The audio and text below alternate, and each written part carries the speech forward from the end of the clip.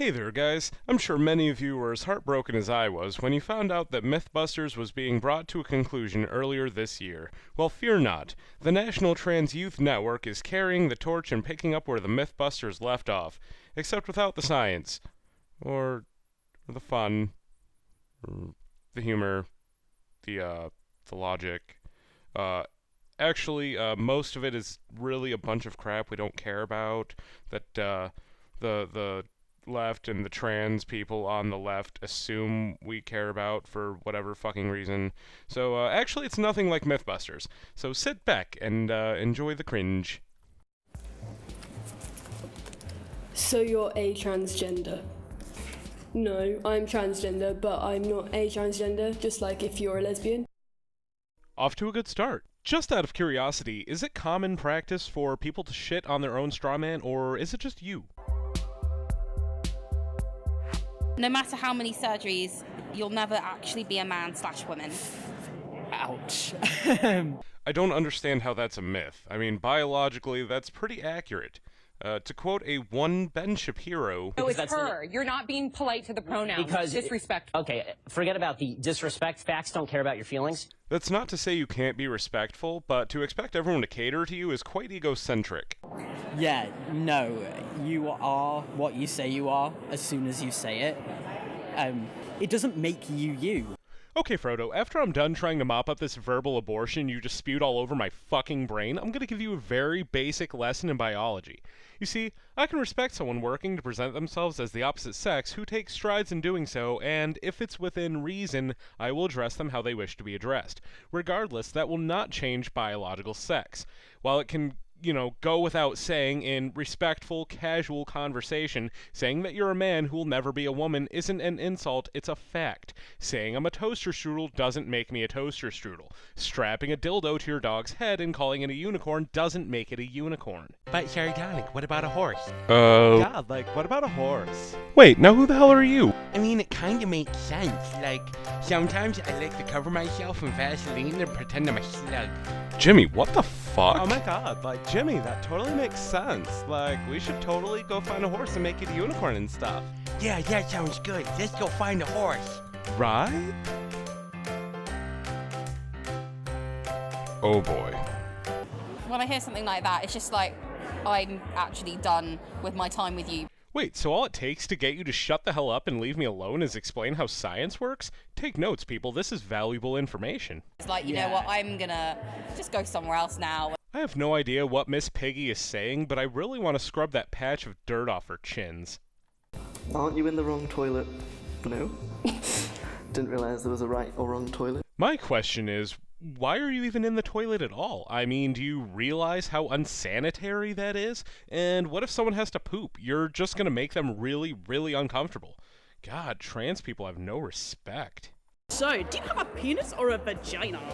I have a penis, it's just not attached to me. I woke up this morning with a bad hangover, and my penis was missing again. This happens all the time. It's detachable. This comes in handy a lot of the time. I can leave it home when I think it's going to get me in trouble. But you were so pretty/handsome as a girl/boy. I don't think that's a good reason to stay as a gender you're unhappy with. Oh man, this person gets it. You see, I've been a proponent for name tags on trans people for years. And I mean, not the decent trans people. I'm talking about the ones that bitch incessantly about their preferred pronouns. And this badge kicks ass. Here's what it says for those of you that aren't familiar with trans lingo. Yeah, it's stupid. It's like, you could be the prettiest girl in the world, but if you're actually a guy, it's not much of a compliment. This obviously isn't something either of you will have to worry about. But what's your real name? In case anyone has ever listened to me talk with my derpy voice that I used to mock people... Look at what she was wearing. She wasn't wearing a top. Look at what she was wearing. She wasn't wearing a top. And just wrote it off like, whatever, no one actually talks like that. Here's irrefutable evidence. But what's your real name? My real name is my legal name, and that is what I've told you, and yeah. I don't think any of those things are mutually inclusive, but okay. Is it to do with your autism? Well, I am autistic, and I think maybe, yes, perhaps the fact I am autistic may have had an effect on my gender identity. We don't know. But I think it's very unfair to say that just because you are autistic means you're more likely to be transgender, or because you're transgender, you're more likely to get an autism diagnosis. That's not a fair thing to say. Okay. So to paraphrase, it's not fair because it hurts your feelings, and because it's not fair. Let's ignore the several studies that support a link between autism and gender dysphoria.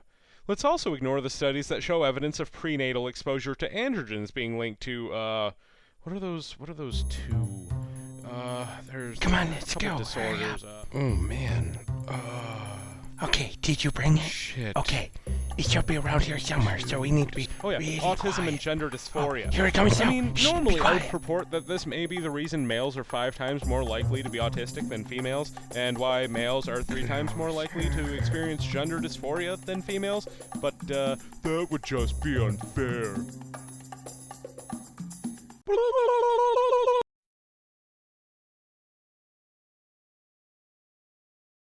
So, myth confirmed?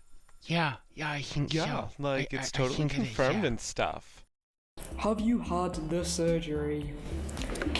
It's none of your business, and there isn't just one surgery anyway. And if you really want to know about what surgery is available, just Google it. And here's the comparison. It's none of your business, and there isn't just one surgery anyway. And if you really want to know about what surgery is available, just Google it. Nailed it! So you're trans this week, what about next week?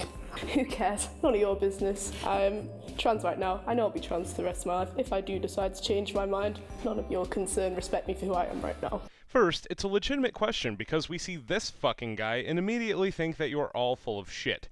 Second, isn't the whole point of being trans to transition from one sex to another? Why on God's green earth would you drag that out your entire life?